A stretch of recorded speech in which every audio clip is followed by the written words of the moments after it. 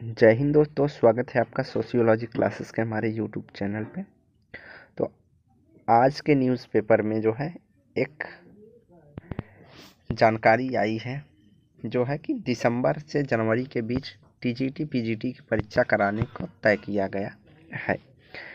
किसी जो है अशासकीय माध्यमिक परीक्षा के द्वारा जो है एक लेटर जारी किया गया जिसके द्वारा महाविद्यालयों अर्थात जिलों से स्कूल और कॉलेज सेंटर के लिए मांगे गए हैं आपके टीजीटी और पीजीटी परीक्षा के लिए।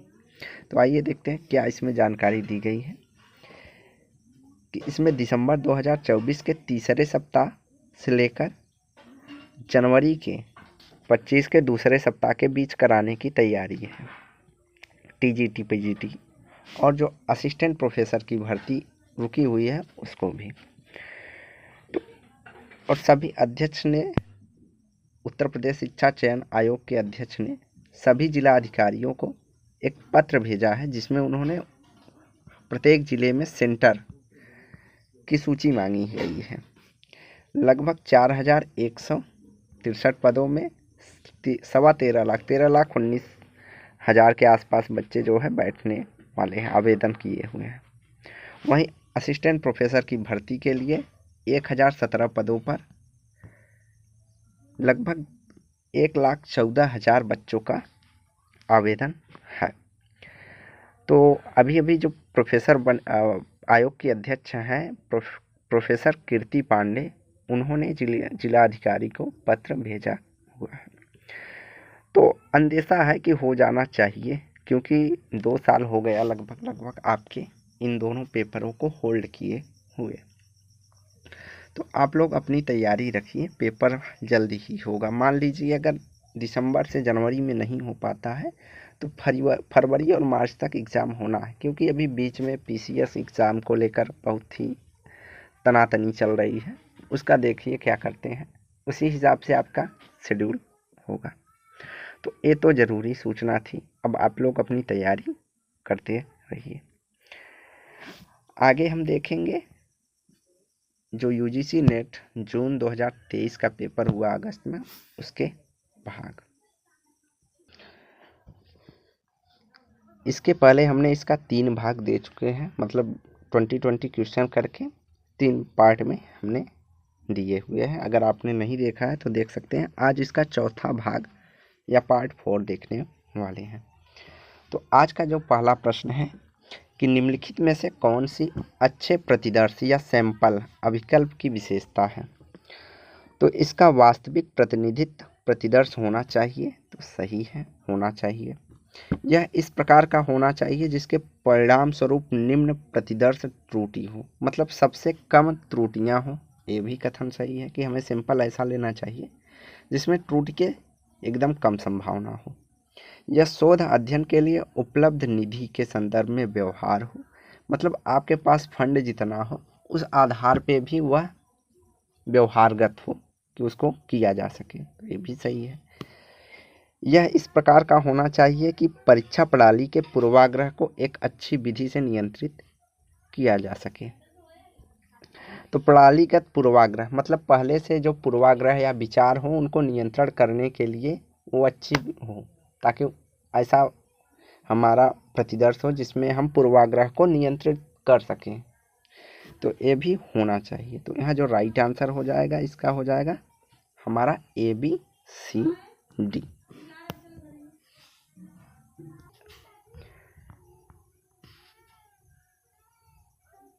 अगला प्रश्न है, निम्नलिखित को प्रकाश मतलब पुस्तक है उनको कालक्रम के अनुसार लगाना है। तो कालक्रम के अनुसार लगाना है तो model of democracy David held की पुस्तक है, जो कि 1987 में आई है। कब? 1987 में। उसके बाद आपका आता है understanding social moment. Understanding social moment जो पुस्तक आई है 1951 में आई है। Political ideologies and introduction, Andrew David Heywood. तो इसका जो 5वां संस्करण आया हो 2013 में आया हुआ है।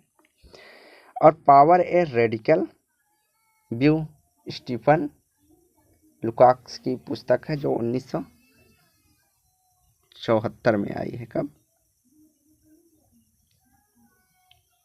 1974 में। तो इस आधार पर देखा जाए तो हमारा राइट आंसर जो सबसे पहला होना चाहिए बी होगा, उसके बाद डी हो जाएगा। तो बी हमारा 1951 में है, फिर डी है। डी हमारा कब है?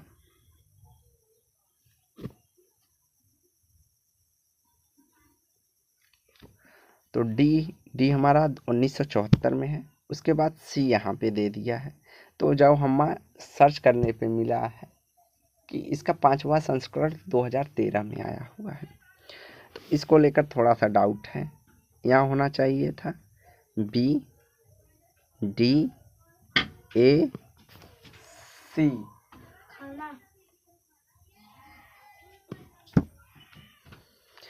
बी, डी, ए, सी जो है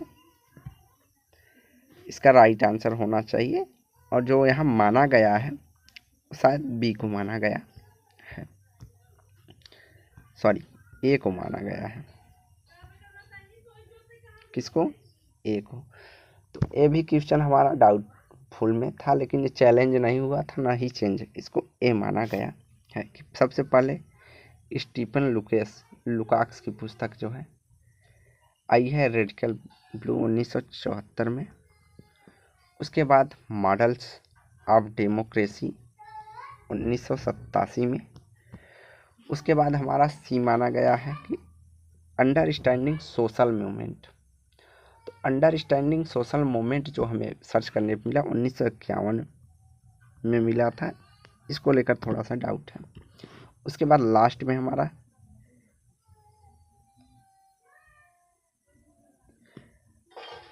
और पॉलिटिकल आइडियोलॉजी एंड इंट्रोडक्शन पंचम संस्करण जो है 2013 में हमें देखने को मिला है। तो एक क्वेश्चन डाउटफुल है, यहाँ पे हमने राइट इसका वो दे दिया है कब ये चीज़ें आई हैं, तो इस कारण से हम इसको राइट आंसर नहीं मानते हैं। चलिए आगे बढ़ते हैं। अगला है मैनुअल कैल्सल के अनुसार एक नेटवर्क उद्यम को उदय के साथ एक नई वैश्विक सूचनात्मक अर्थव्यवस्था का उदय होता है। निम्नलिखित में से कौन सा नेटवर्क उद्यम चरित्रण उन्होंने नहीं किया है? तो इसमें से कौन सा नहीं करते हैं? तो एक लचीले उत्पादन का एक नया प्रबंध होता है। तो सही है कि लचीला उत्पादन होता है, ऊपर नीचे लोग जा सकते हैं। क्षैतिज प्रतिरूप पर आधारित संगठन भी देखने को मिलते हैं। सही है कि जो संगठन जैसे श्रमिक संगठन हो गया वगैरह हो गया, तो ये सब चीज़ें क्या है, क्षैतिज प्रतिरूप के रूप में आधारित होती हैं। ऊर्ध्वाधर प्रतिरूप पे आधारित एक संगठन होता है। तो यहाँ राइट आंसर है तीसरा जो है नहीं होगा। संगठन का आधारभूत नेटवर्क की एक श्रृंखला होती है, ये भी सही है, लेकिन यहाँ पे पूछा है कौन सा चरित्र चित्रण नहीं है। तो राइट आंसर हमारा कौन सा हो जाएगा यहाँ पे? थर्ड। अगला है निम्नलिखित में से कौन सा देशज ज्ञान का विशिष्ट लक्षण नहीं है? देशज ज्ञान मतलब स्थानीय नॉलेज। स्थानीय नॉलेज मतलब किसी जनजाति को लेकर हम समझ सकते हैं। तो स्थानीय संस्कृति के परिवेश में ज्ञान में अंतर संबंध स्थापित होता है। तो सही है कि ज्ञान अंतर संबंध एक दूसरे से जुड़े होते हैं, कल्चर उनका होता है विशिष्ट, ये भी सही है। समय और स्थान में स्थानीय ज्ञान परिबद्धता होती है, अर्थात प्रत्येक जनजाति के अपने समय और स्थान के समय में एक स्थानीय नॉलेज उनके पास होता है और अलग अलग नॉलेज होता है, ये भी सही है। अगला है प्रकृति और संस्कृति के बीच समुचित पृथक्करण।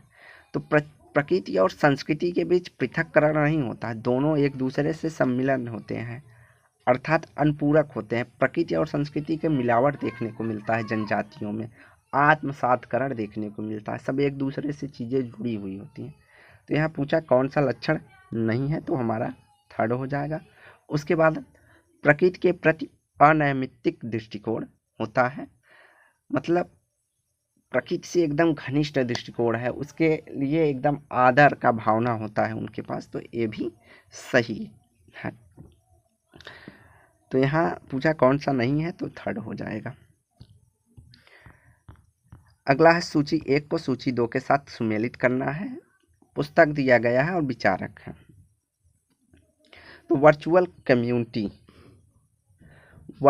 कम्युनिटी की बात करते हैं हावर्ड रेनगोल्ड, थर्ड वेब की बात करते हैं एल्विन टॉफलर, सर्विलेंस सोसाइटी की बात करते हैं डेविड लियोन, और पर्सनल कम्युनिटीज़ की बात करते हैं बैरी बेलमैन। तो यहाँ जो राइट आंसर हो जाएगा ए का थर्ड, बी का 4 और सी का सेकेंड और डी का 1। तो यहाँ जो राइट आंसर हो जाएगा इसका 1 हो जाएगा। अगला है आभासी समुदायों के संबंध में निम्नलिखित में से कौन से सही हैं। आभासी समुदाय, जैसे फेसबुक पे आप लोग जुड़ते हैं तो उसको हम आभासी समुदाय कहते हैं। फेसबुक हो गया, इंस्टाग्राम हो गया, तो उनके बारे में। तो यह एक साझा अभिरुचि के चारों ओर अंतर्व्यवस्थित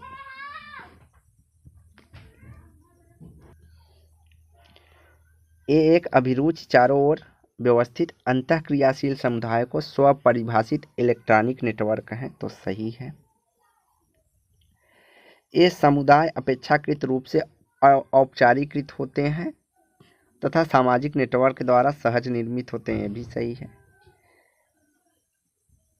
इनके विशिष्ट गतिक और विधान होते हैं, ये भी सही है। भौतिक व्यक्तिगत नेटवर्क के सादृश्य अधिकांश आभासी समुदाय विशिष्ट और विधिक होते हैं, ये भी सही है। तो यहाँ जो राइट आंसर हो जाएगा वो हो जाएगा थर्ड। अगला प्रश्न है संस्कृति और सभ्यता के मध्य विभेद पदार्थिक और अपदार्थिक संस्कृति के मध्य अंतर के अभिज्ञान किया जा सकता है, इससे कौन संबंध है। तो यहाँ जो राइट आंसर दिया है इसका मैक्स वेबर दिया है। और जहाँ तक नॉलेज हम लोग ने पढ़ा हुआ है कई बार कि जो है भौतिक और अभौतिक पदार्थिक संस्कृति की बात मैकाइवर पेज भी करते हैं, यहाँ तक कि उनमें अंतर करने का जो काम किया है किसने किया है, अकबर ने भी किया है। तो ये भी आप रखेंगे नॉलेज में, तो मैक्स वेबर ने किया है। अगला है निम्नलिखित में से कौन सी आधारिकाएं अंतःक्रियावाद नाट्यकला शाखा की विशेषताएं हैं। तो अंतःक्रिया नाट्य कला की विशेषताओं पे कौन होता है। उन विधियों पर ध्यान केंद्रित किया जाता है, उन विधियों पर ध्यान केंद्रित किया जाता है या करता है एक सामाजिक दृश्य नायक को प्रभाव छोड़ने के लिए हाव भाव में फेर करते हैं। तो किसी के ऊपर प्रभाव डालना है तो हम अपने हाव भाव में परिवर्तन करते हैं, नाटक करते हैं, ये भी सही है किसी के ऊपर प्रभाव करने के लिए। प्रभाव प्रबंधन की प्रक्रिया पे बल देता है, न कि क्रिया जिसकी ओर उन्मुख होता है उस उद्देश्य का लक्ष्य पर, तो ये भी सही है। लक्ष्य अभिमुखता और विशिष्ट संरचना पर ध्यान केंद्रित करता है, ये भी। और जो अंतःक्रिया के भिन्न स्वरूपों की रचना करता है, तो यह अंतःक्रिया की एक विशिष्ट स्वरूप की रचना करता है, भिन्न भिन्न नहीं, तो ये हमारा गलत है। निर्मित हुई या बनी हुई और परिवर्तित संरचनाओं की तुलना में अंतःक्रिया के स्वरूप पे स्वयं बल देती है, तो यह भी स्टेटमेंट हमारा जो है नाट्यकला के संदर्भ में सही है। और नाट्यकला की बात कौन करते हैं, तो हमारे गॉफमाइन साहब, गॉफमाइन जो है नाट्यकला की बातें की है। तो यहाँ जो राइट आंसर हो जाएगा A B D हो जाएगा। अगला प्रश्न है सूची 1 को सूची 2 के साथ सुमेलित करना है। तो पहला देखिए रैयतवाड़ी। तो रैयतवाड़ी जो चीज़ें हमें देखने को मिली थी, तो रैयतवाड़ी हमारा मद्रास में देखने को मिलता है। कहाँ पे? मद्रास में। जागीरदारी कहाँ मिलती है? तो जागीरदारी, जागीरें कहाँ थी? राजस्थान की शाही रियासतें थी, जागीरें थी, वहाँ देखने को मिलता है।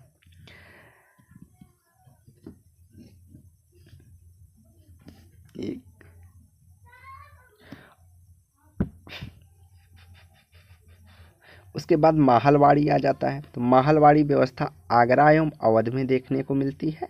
और जमींदारी व्यवस्था जो देखने को मिलता है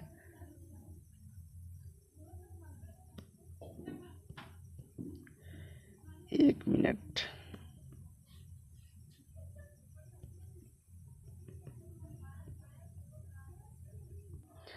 तो यहाँ होगा रैयतवाड़ी मद्रास। एक ही ऑप्शन से हमारा जो हो जाता है कि रैयतवाड़ी मद्रास है, तो बी ऑप्शन होगा।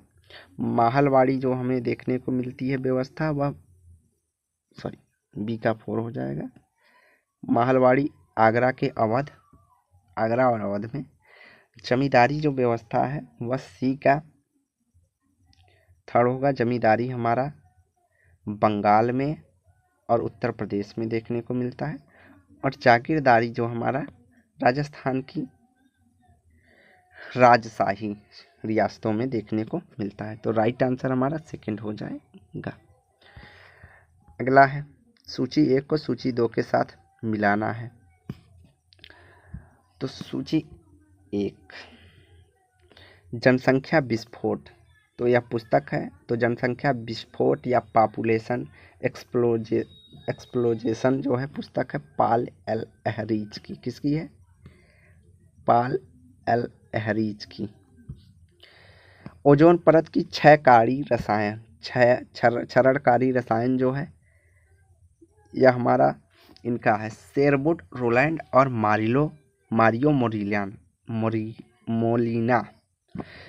तो ओजोन परत क्षयकारी रसायन शेरवुड, रोलैंड और मारियो मोलिना की है।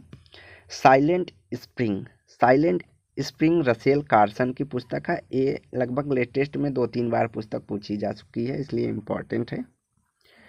और द बेस्ट मेकर्स, तो द बेस्ट मेकर्स जो है वास पैकार्ड की है। ये भी इम्पोर्टेंट पुस्तक है। तो इस हिसाब से जो हमारा राइट आंसर हो जाएगा वो हमारा हो जाएगा सेकंड।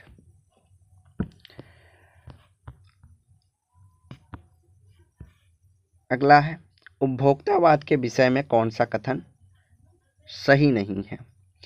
तो पुंज उत्पादन के साथ साथ बड़े पैमाने पर उपभोग होना चाहिए। तो जितना उत्पादन होगा उतना उपभोग भी होना चाहिए, सही है।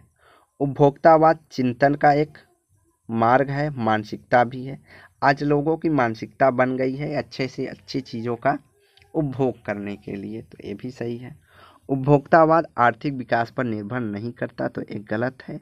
जहाँ जिस कंट्री की आर्थिक विकास जितनी अच्छी होगी वहाँ के लोग उतनी अच्छी वस्तुओं का उपभोग करेंगे, इस कारण ये गलत है। उपभोग प्रतिरूप पर्यावरणीय संसाधन के आधार को क्षति पहुँचाता है और असमानता के प्रतिरूपों को बदतर बना देता है। तो ये भी कथन हमारा सही है कि जब उपभोग प्रतिरूप बढ़ता जाता है तो वह उससे पर्यावरण को क्षति पहुंचता है, क्योंकि हम पर्यावरण के संसाधनों के माध्यम से ही प्रोडक्ट बनाते हैं। तो यहाँ जो राइट आंसर होगा कौन सा सही नहीं है वो हमारा थर्ड हो जाएगा।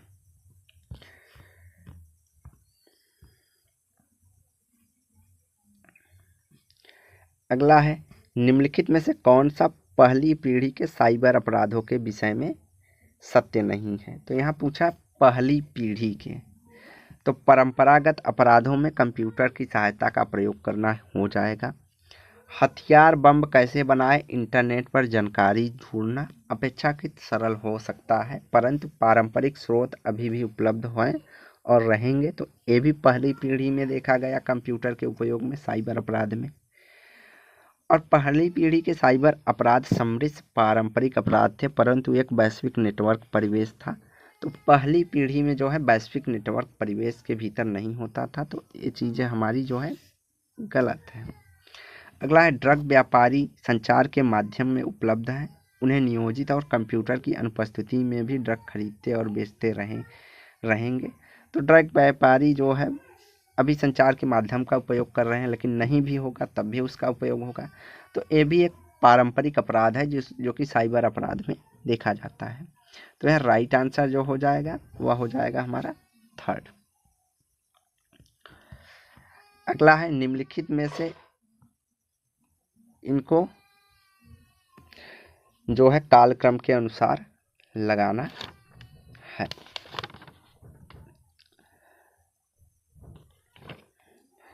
तो इसका जो है क्वेश्चन जो है ये ड्रॉप कर दिया गया था। क्या किया गया था? ड्रॉप। तो इसको हम छोड़ देते हैं क्योंकि ड्रॉप किया गया, इसके मल्टीपल ऑप्शन हो सकते हैं। क्योंकि ये जो बोसेल पैलेस क्रांति हो गए, बोसेल्स क्रांति कई बार हुए हैं, तो किनको माना जा सकता है, तो इसलिए इसको ड्रॉप कर दिया गया था। चलिए आगे बढ़ते हैं। आधुनिक युग में शब्दार्थ मीमांस के दर्शन में सर्वाधिक उपयुक्त विशेषता इनमें से देती है। तो सबसे आधुनिक युग में जो है शब्दार्थ मीमांस का प्रयोग किसने किया है? तो शब्दार्थ मीमांस का प्रयोग जो करते हैं सेलियम माचर करते हैं, सेलियर माचर, कि इन्होंने आधुनिक युग में शब्दार्थ मीमांस दर्शन के उद्भव को सर्वाधिक उपयोगी माना है। तो ये भी क्वेश्चन हमारा ड्रॉप कर दिया गया था। क्या? ड्रॉप। इसको देख लेते हैं कि कौन सा पर्यावरणीय मुद्दों के संबोधन में पारिस्थितिकी केंद्रीय मत के विषय में सत्य है। तो वे आर्थिक प्रगति के पर्यावरणीय उद्देश्यों के साथ विसंगति रूप को देखते हैं, तो सही है। इन्होंने विश्वास किया कि वैज्ञानिक तकनीक और समाधानों के अंगीकरण के मुद्दों को संबोधित किया जा सकता है, तो ये भी सही है। इन्होंने विश्वास किया प्रगति की एक सीमा होना चाहिए, तो पारिस्थितिकी केंद्रियों का मत है कि एक सीमा होना चाहिए जिससे पर्यावरण का नुकसान ज़्यादा न हो, ये भी सही है। उन्होंने यह तर्क दिया कि भूग्रह न केवल मनुष्य के लिए परंतु सभी जीवित प्राणियों के लिए है, इसको ध्यान में रखते हुए हमें विकास करना चाहिए, तो ये भी कथन सही है। तो यहाँ राइट आंसर जो होगा उसका ए बी सी डी सभी हो जाएगा। इसलिए इस क्वेश्चन को ड्रॉप कर दिया गया था क्योंकि यहाँ पे ऑप्शंस नहीं थे। अगला प्रश्न है निर्धनता का अस्तित्व है क्योंकि निर्धन लोग समाज के लिए उपयोगी कार्य करते हैं। तो यह कथन किसका है? तो यह जो कथन कहते हैं कि हर्बर्ट कांच, इन्होंने कहा निर्धनता का अस्तित्व है क्योंकि निर्धन लोग जो है उपयोगी कार्य करते हैं। जैसे बड़े बड़े लोगों के यहाँ जो नौकरी करते हैं, सफाई का काम से लेकर हर काम जो करते हैं छोटे लोग या निर्धन लोग ही करते हैं, और इसीलिए निर्धनता को बनाए रखा गया है। किसने? पूंजीपतियों ने या अमीर लोगों ने। कार्ल मार्क्स की भाषा में कहा जाए तो निर्धनता बनी रहेगी जब तक कि उन मनुष्य अपनी आवश्यकताओं के लिए उनका प्रयोग करेंगे। हाँ, उसका लेवल थोड़ा चेंज हो सकता है। जैसे पहले संपूर्ण निर्धनता थी, बहुत ज़्यादा निर्धनता थी, लेकिन अब वो धीरे धीरे कम हो गया है। पहले खाने को लोगों के पास कोई साधन नहीं रहता था, लेकिन अब उसमें थोड़ा सा सुधार हुआ है, लेकिन निर्धनता का अस्तित्व रहेगा क्योंकि लोग समाज के लिए उपयोगी कार्य करते हैं। तो ये कथन सही है। किसकी है? हर्बर्ट गैंस की। अगला है सूची 1 को सूची 2 के साथ सुमेलित करना है। तो नई तालीम जो पुस्तक है किसने दी है? तो नई तालीम जो है एम के गांधी जी की है। स्टेटस एंड माइनॉरिटीज़ की बात करते हैं Ambedkar. The philosophy of social science, तो the philosophy of social science की बात करते हैं आर के मुखर्जी जी। कौन करते हैं? Are K Mukherjee. और on living in the revolution and other races की बात की है एम एन श्रीनिवास ने।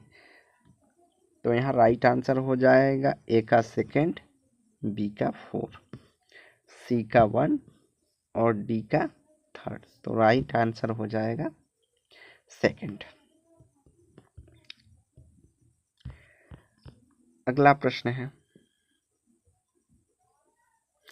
तो यहाँ पूछा है क्रम सूचक पैमाना, ऑर्डर पैमाने का जो है विशेषताएं क्या है, निम्नलिखित में से कौन सी क्रम सूचक पैमाने की विशेषताएं हैं। तो ये जो है बहुत सिंपल क्वेश्चन था, इसमें आपको देखना है किस शब्द में क्रमिक शब्द आया है। तो यह घटनाओं का रूप क्रमिक रूप में निर्धारित करती है, सही है। कुछ नियमों के संदर्भ में पैमानों के अंतरालों को समान का प्रयास करता है, तो समान करने का प्रयास से कोई मतलब नहीं है। कोटि क्रम सूचक पैमाने को प्रदर्शित करता है। गुणात्मक परिघटना के संदर्भ में भी प्रयोग किए जा सकते हैं, तो ये भी कथन सही है। क्रम सूचक पैमाने वस्तु एवं मदों को उच्चतम से निम्नतम कोटि का निर्धारण या अनुमति देते हैं, तो ये भी कथन सही है। तो यह राइट आंसर हो जाएगा ACD। तो क्या हो जाएगा हमारा राइट आंसर ACD। अगला है, सी वान फ्यूरर डायमंडहॉर्फ ने नागाओं के पारिवारिक संरचनाओं एवं सांस्कृतिक जीवन की गहनता से अध्ययन किया है। किसने? सी वान फ्यूरर हैमेंडॉर्फ ने।